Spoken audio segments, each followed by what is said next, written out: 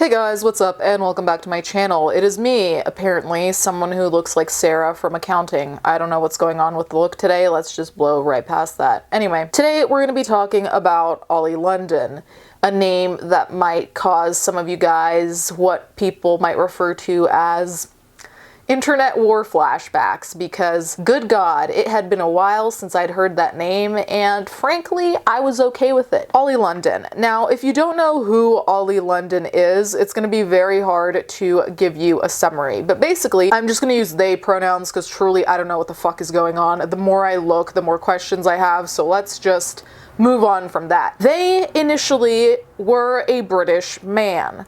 Then they got obsessed with Jimin from BTS, and that's probably where you're gonna know them from if the name unfortunately rings a bell for you. They identified as Jimin from BTS. They decided that they were transracial, and they decided that they were actually meant to be Korean, but they somehow found themselves in their British body. So this person went ahead and did a big number of plastic surgery. Understandably, there were a lot of reactions to that. First of all, there were the political implications of being transracial.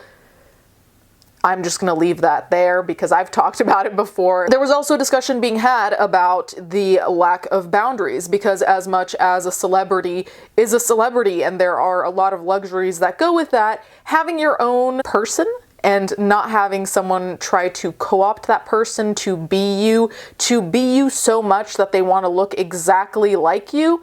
Yeah, some might think it's a compliment. I would be scared shitless if someone did that. Oli London has gone back to identifying as a male who is British. Last I checked, Oli had started this conservative grift.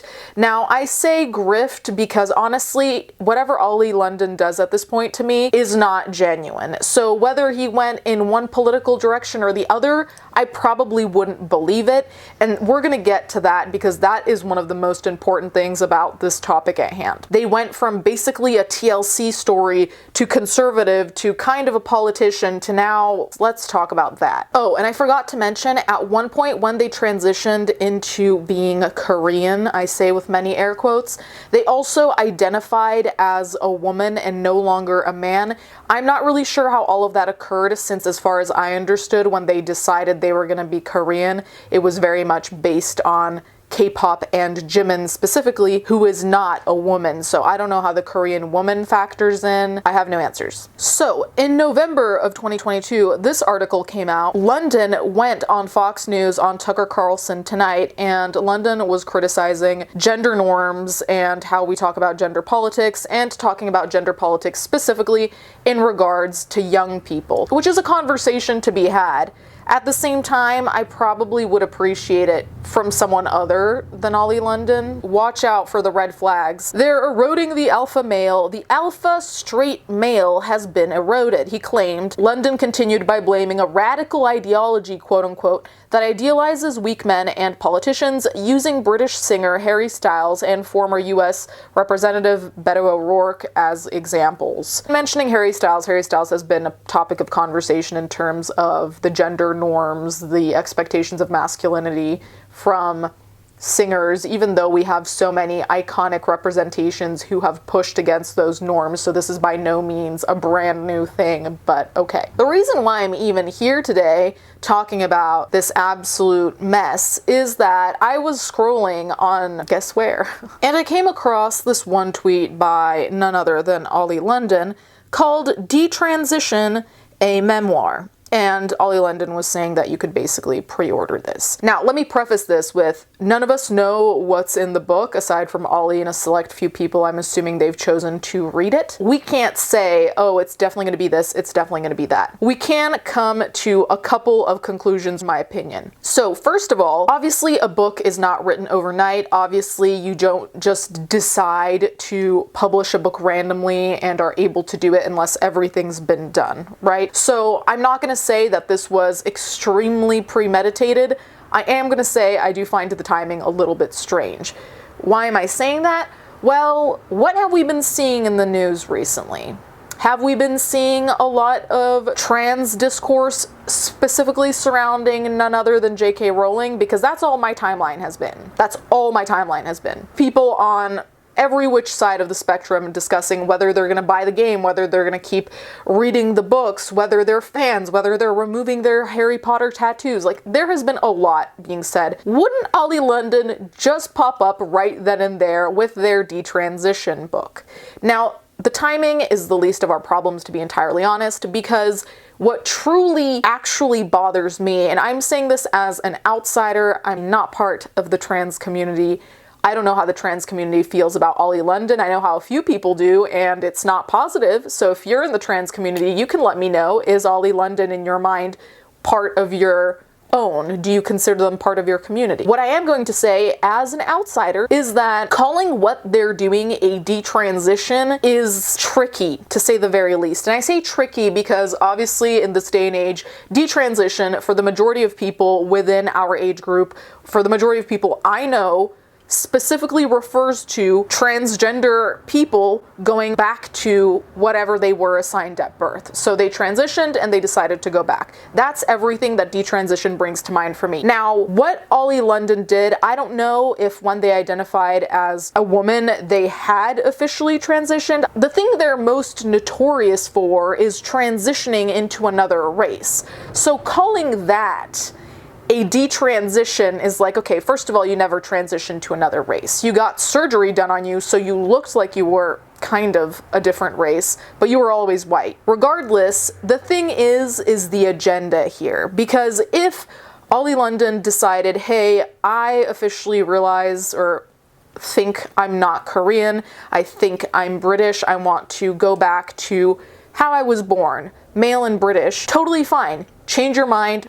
I think it's a healthy change, considering that the whole race transition thing, I think there are a lot of problems there. The issue I see with this whole detransitioning thing is the lens with which it's viewed, because if being trans is not for Oli London, that's not a problem. The thing though is, you can't frame an experience you might have not had, which I don't know that they have, and say that it was a mistake. Using me as an example, if I never was trans, if I never transitioned, first of all, I can't detransition, but I also can't come and tell you what it's like to be trans, why it's not okay, and why detransitioning is right, or why you shouldn't transition in the first place, because it's not an experience I've had.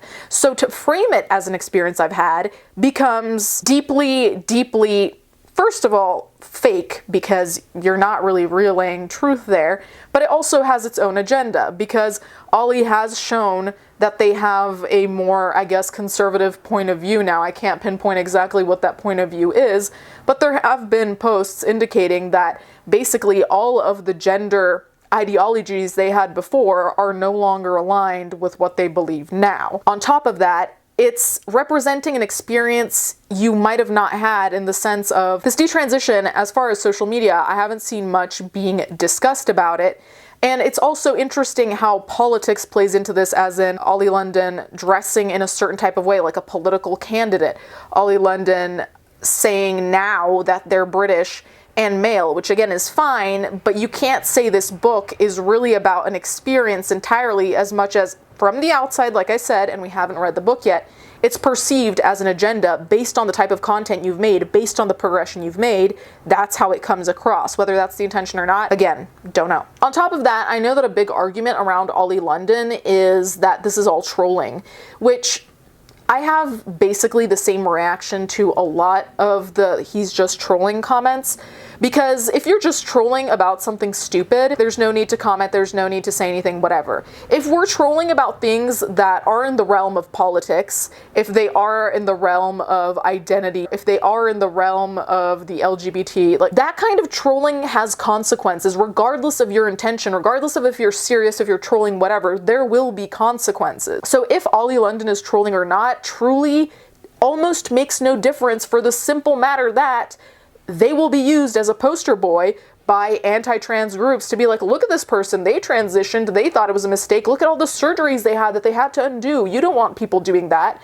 And quickly, we get to anti-trans bills, which there's already a lot to be said about, anti-trans behavior, anti-trans sentiment for people who genuinely and actually want to transition and feel like they're in the wrong body. And again, if that is Oli London's situation, that's another discussion to be had. So then there are TikToks. I'm gonna have to mute all of them because of the copyrighted music, but truly it doesn't matter. There's this one holding the Bible, which does not particularly bode well. Not that there's anything against the Bible, but being at the Capitol, dressed like a politician with the Bible, someone who used to be, I suppose, gender non-conforming, I wouldn't know how to voice it, who now says they regret it and are basically against trans people, in my opinion.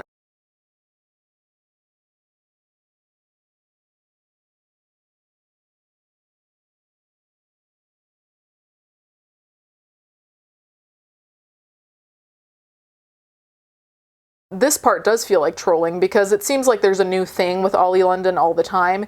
And that's also another key aspect here, is that I just feel like when I think of Oli London, I think of the initial scandals, but as of now, there's no public identity I know of, in the sense of, yeah, they used to think that they were Korean, they quote-unquote transitioned into being Korean, now they're conservative question mark and male, but I don't know anything, you know? So it's with them, you have to keep up every 5 seconds, which is also jarring because what do you do with all of this information and what do we decide is real and isn't, especially when it comes down to, again, the consequences that are going to hit other groups like trans people. Aside from that, a lot of Oli's content on TikTok has been playful, jokey, memey, so I didn't really feel the need to show that because it doesn't really pertain. Anyway, you guys can let me know what you think in the comments down below. I think all of this is extremely jarring, to say the least, just because, again, I don't know where we fall, what we need to take seriously, what isn't serious. If none of it is serious, though the consequences are serious, what the fuck do you do with all of this? That's my question. Anyway, let me know what you think in the comments down below. Thank you guys so much for watching. Thank you to my patrons, as always, and I'll catch you guys next time.